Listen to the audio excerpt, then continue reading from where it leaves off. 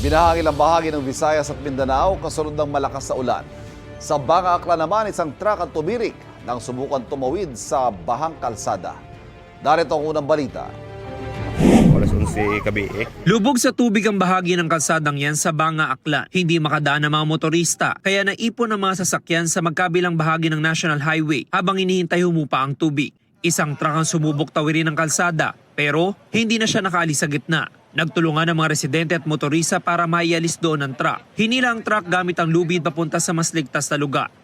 Nakaranas din ng baha ang ilang bahagi ng Tagbilaran, Bohol. Ayon sa mga taga roon, hindi kinaya ng drainage ang tubig, kaya bumaha sa mga mabababang lugar. Ayon sa Pag-asa, easterlies ang nagpaulan sa Visayas.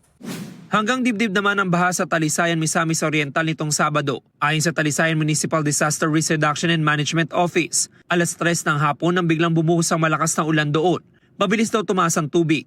Humupa rin ang tubig makalipas ang ilang oras, kaya't bumalik din agad sa kanilang mga bahay ang mahigit 100 pamilyang lumikas. Localized thunderstorms ang nagpaulan sa Misamis Oriental nitong weekend ayon sa Pag-asa. Ito ang unang balita. James Agustin para sa GMA Integrated News.